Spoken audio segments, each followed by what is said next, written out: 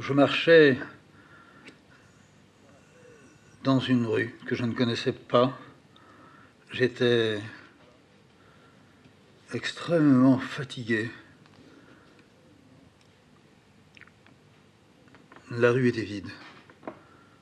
Des maisons de chaque côté. Toutes les fenêtres étaient fermées. Et là où il y avait des persiennes, elles avaient été aussi tirées. C'était sans doute le soir ou un matin à très bonne heure. J'étais en espadrille et il avait plu beaucoup. Je sentais l'eau froide sous mes pieds et le froid montait lentement dans mes jambes. Je haletais. C'était comme si j'avais couru ou comme si j'étais en train de courir. J'avais aussi une très grande douleur dans le corps. Je faisais des mouvements comme des mouvements de gymnastique. Tout à coup, deux hommes ont surgi, venus je ne sais d'où. L'un d'eux m'a dit « On n'a pas le droit de sortir à cette heure-là dans les rues. » J'ai dit « Je ne savais pas. » « Vous avez vos papiers ?»« Certainement. » Et je savais que je n'avais pas de papiers. J'ai commencé à fouiller. « Non, on peut vous fouiller vous-même. » Et un homme a commencé à me fouiller. L'un s'est mis devant moi, l'autre derrière. Celui qui était derrière tâtait mes jambes et remontait tout doucement le long de mes mollets en les pinçant légèrement. Il est arrivé aux genoux, aux poches arrière, aux poches revolver, et là il a enfilé ses deux mains dedans. Je n'avais jamais eu de poche à l'arrière de mon pantalon. Et il rentrait non seulement ses mains, mais ses bras. Et à nouveau, il descendait le long de mes jambes. Je sentais sa respiration, sa chaleur dans mon dos. L'autre, pendant ce temps, qui était devant moi, avait peu palpé, un peu à la hauteur des poches avant, légèrement autour de ma ceinture, comme si j'avais une arme, et il s'est mis à déboutonner ma chemise. Il avait du mal, alors il tirait. Et à un moment, comme ça ne venait pas, il a tiré plus fort, il a arraché les boutons. Et puis je me suis trouvé sans chemise, le torse nu. Le froid continuait à monter par l'eau qui passait dans mes espadrilles. Et je me disais, je suis en train d'attraper mal. Mais qu'est-ce qu'ils ont à fouiller? C'est fini, on n'a pas le droit de fouiller maintenant. Et j'avais envie de dire, et je me préparais à dire, mais où vous croyez-vous? C'est fini. On peut marcher dans une rue sans qu'on nous demande les papiers maintenant. Mais je n'arrivais pas à parler. J'arrivais même, avec beaucoup de difficultés, à préparer des phrases que je devais leur dire. Et pendant ce temps-là, celui qui avait retiré ma chemise et qui m'avait mis le torse nu touchait mon cou, mais avec beaucoup de force. Ses doigts serraient à l'arrière mes vertèbres, et à l'avant, il prenait appui sur ma pomme d'Adam, et j'avais envie de tousser. « Ouvrez votre bouche !» Avant que je n'ai ouvert ma bouche, il était déjà en train de fouiller dedans. « Laissez vos yeux ouverts, ne fermez pas vos yeux. » Alors je tenais mes yeux ouverts, et je le regardais. Sa tête est là, devant moi. J'étais brusquement devenu terrorisé. Il me gênait à respirer, j'avais du mal, moi, à le faire avec le nez. L'autre était toujours en train de fouiller à partir des poches arrière de mon pantalon, le long de mes cuisses. J'avais l'impression qu'il, non seulement il fouillait, il touchait, mais c'est un peu comme s'il voulait me griffer, rayer avec ses ongles ma chair, ma peau. Ils étaient en train d'attenter à ma vie, mais je ne pouvais pas parler. Je devais regarder celui qui était devant moi. Et à un moment, il a retiré sa main, qui fouillait dans ma bouche, et il m'a dit « Et ça ?» Alors j'ai regardé sa main. Sa main était effectivement humide, elle avait comme un liquide foncé sur les doigts. Et vous ne pouviez pas le dire, ça? Je ne comprenais pas, je ne pouvais pas dire quoi. Et je n'arrivais toujours pas à parler. À ce moment-là, il a sorti une feuille d'une de ses poches, et de sa main, il l'a appliquée sur la feuille, il l'a retirée, j'ai regardé, et ça faisait une tache. Je ne comprenais rien. Je commençais à trembler tellement j'avais froid. Je sentais une sueur glaciale qui partait de mon cou, qui passait sur le devant de ma poitrine. Suivant certaines touffes de poils, d'un seul coup, je sentais que les gouttes bifurquaient. Et plus elles s'éparpillaient en un réseau comme inattendu, elles me forçaient à d'autres frissons. Et j'étais de plus en plus glacé. Et je sentais mes dents qui claquaient. Et je sentais qu'à nouveau, j'allais ne pas pouvoir parler s'il fallait répondre. Mais l'homme pliait la feuille de papier très méticuleusement. Il l'avait réduite d'une grandeur d'une feuille de papier à cigarette, peut-être la moitié d'une feuille de papier à cigarette. Et dessus, une fois qu'elle était pliée, sur un des côtés, avec un crayon, il a inscrit un numéro. Je voulais voir quel était ce numéro. Je n'arrivais pas, c'était à l'envers, c'était presque la nuit. Et il m'a tendu le papier avec le numéro d'inscrit et m'a dit « C'est bien ça, hein ?» Et j'ai lu numéro 314. Numéro 314 ? Numéro 314. C'était mon numéro d'usine. C'était le numéro que j'avais pour pointer. Mon carton était le 314. Sur ma carte d'entrée, avec ma photo que je devais montrer au gardien, c'était 314. Mais c'est fini, cette usine-là. Ça fait au moins 10 ans, 20 ans que c'est fini. Je n'ai plus le numéro 314. L'autre a sorti derrière ses bras. Il a vraiment voulu me griffer tout le long en les sortant. J'ai fait une grimace. Celui qui était devant m'a dit « Pas un mot !» Il m'a retendu ma chemise. « Passez là et suivez-nous. Et n'essayez pas de foutre le camp. » Et ils se sont mis devant moi, se tenant par la main et marchant comme si c'était deux chiens en se dodelinant sur les pattes arrière. Je les ai suivis assez longtemps, toujours dans cette rue qui n'en finissait pas. Toutes les fenêtres étaient toujours fermées, aucune lumière ne venait de ces fenêtres. Il y avait aussi là des persiennes ici et là fermées. Je remarquais qu'il n'y avait pas de porte pour rentrer dans les immeubles. Et là, j'étais, parce que j'avais mis ma chemise sans doute, j'étais entré en ébullition. J'avais chaud. Je cherchais à l'ouvrir. Et l'homme qui l'avait retiré s'est légèrement retourné, m'a dit « Ne retirez pas votre chemise. N'essayez pas de fuir, hein ?» Je ne pouvais pas dire, mais c'est parce que j'ai chaud. Et ils ont marché. À un moment, il y a eu un tramway qui coupait la rue. Et il n'y avait pas de rail. Et il n'y avait jamais eu de tramway dans nos villes depuis, là aussi depuis 20 ans, 30 ans. Le tramway est passé, mais les deux hommes se sont trouvés de l'autre côté du tramway, ce qui fait que moi je pouvais sauter dans le tramway, sur le marchepied, ou bien marcher le long du tramway dans la direction qu'il prenait, et m'échapper. Et avant que j'aie réussi à prendre une décision, j'étais déjà sur le marchepied, et le tramway filait. Mais comme il n'y avait pas des rails et que les rues qu'il prenait étaient pavées, il sautait et faisait un raffut du tonnerre.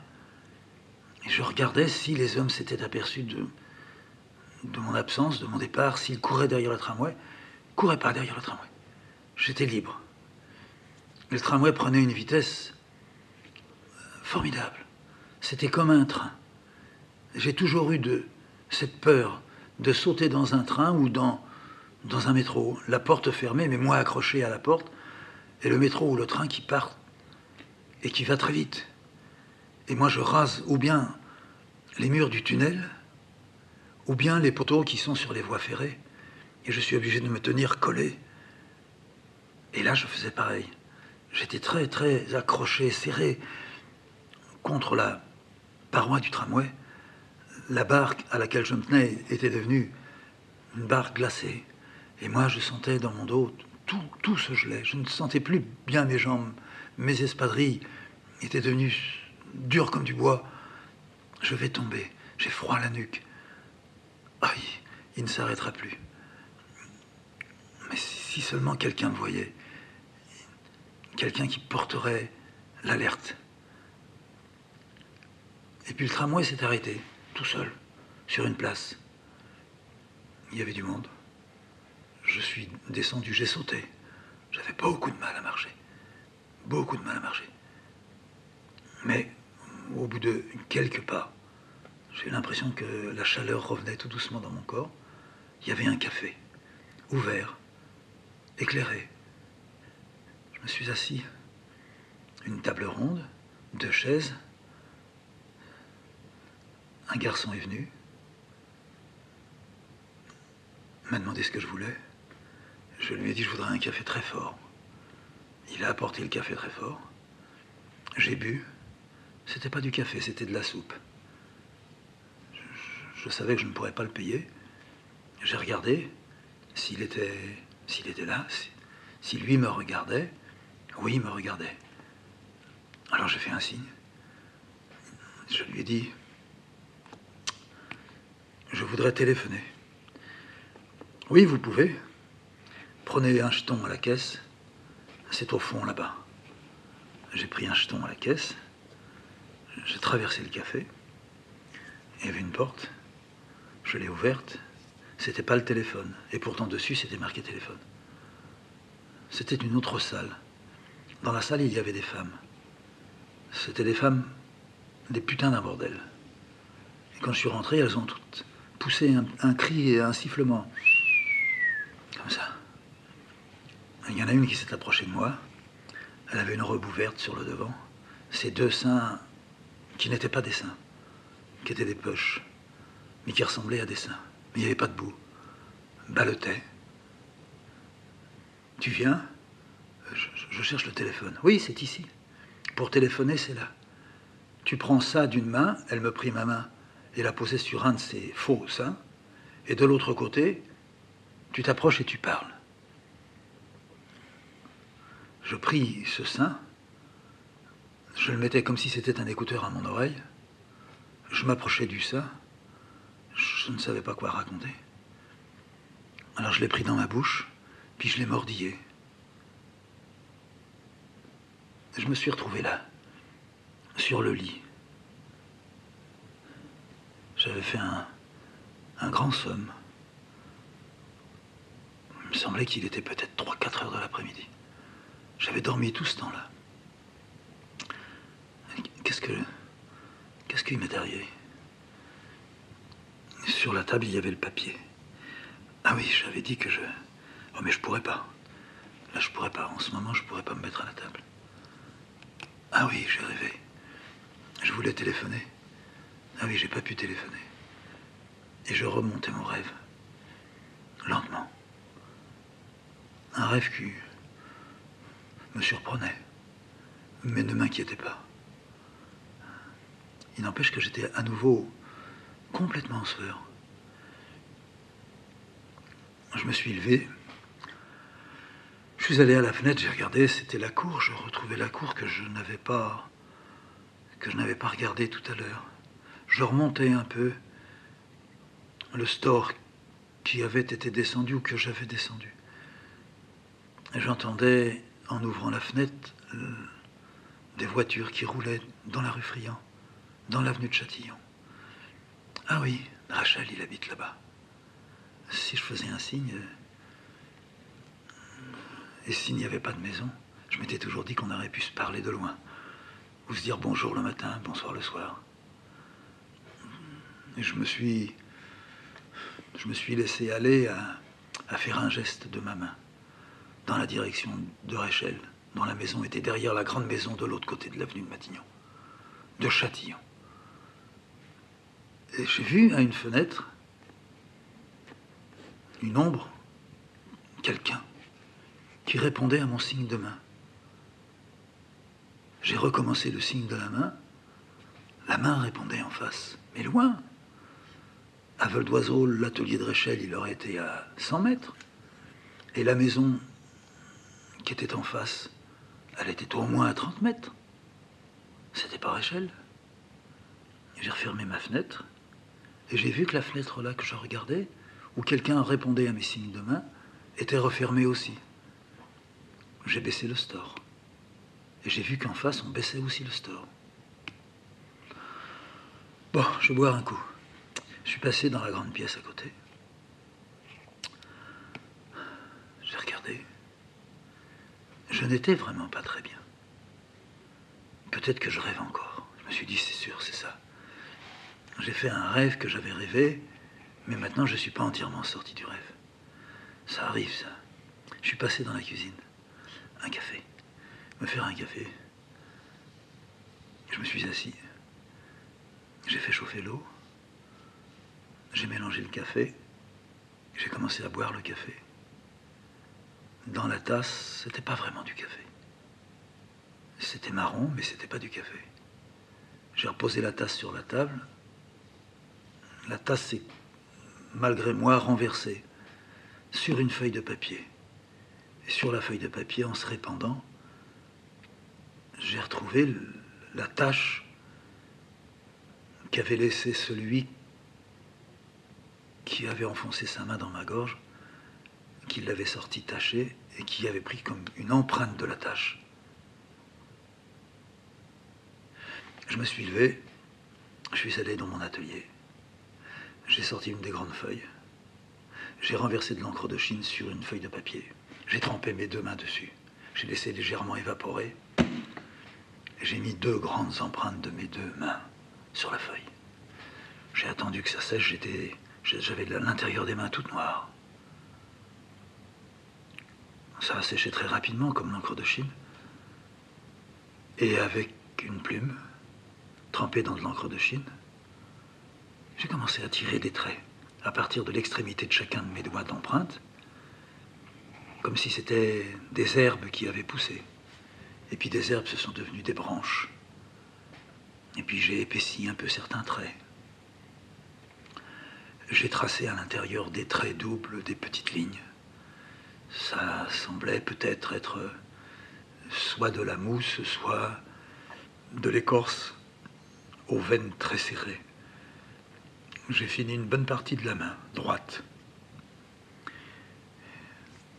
Et j'ai avancé lentement dans ce travail-là. Ma main a été terminée dans la soirée. Je l'ai mise sur le côté, je suis passé à l'autre main. À l'autre main que j'ai décidé de dessiner à peu près comme l'autre, mais en me servant de ma main gauche. Je n'ai jamais pu me servir de ma main gauche, mais pour faire des traits, ça serait certainement très possible. Et je trempais ma plume, et ma main, beaucoup plus fragile, hésitante, ne traçait pas de véritables herbes ou branches, comme dans la main droite, que je regardais de temps en temps, mais comme si les branches avaient été cassées, les branches avaient été hachées par le vent ou la tempête, ou des herbes foulées, mais qui quand même restaient par endroits raides. J'ai travaillé longtemps, beaucoup plus longtemps sur la main gauche, avec ma main gauche, que sur la feuille où se trouvait ma main droite, avec ma main droite. Peut-être était-il minuit. Peut-être. Je n'avais pas fait la lettre que j'avais dit pour Cécile. Si je faisais une lettre, même à cette heure-là, je pourrais toujours la poster, elle ne partirait plus. Cécile n'aurait donc pas ma lettre maintenant, puisqu'on était déjà dans la nouvelle journée. J'ai regardé, il était 1h du matin. Comment est-ce que j'ai pu faire pour oublier d'écrire une lettre? J'ai posé le porte-plume que je tenais. J'ai rapproché les 2 mains. J'ai sorti une cigarette. J'ai regardé ça. La main droite était nette. J'avais même mes empreintes, les lignes de la main. La main gauche, il y avait aussi des lignes de la main, mais moins nettes. Moins nettes, et en l'ayant retiré, soulevé du papier, comme si j'avais légèrement glissé avec ma main gauche, moins à droite que ma main droite. Elle avait, comme dans son dérapage, fait plutôt une tache qu'une véritable empreinte. Mais il y avait l'empreinte tout de même. Et les traits que j'avais dessinés, qui sortaient du bout de chaque doigt, qui sortaient aussi des angles des doigts à l'endroit où ils se rejoignent.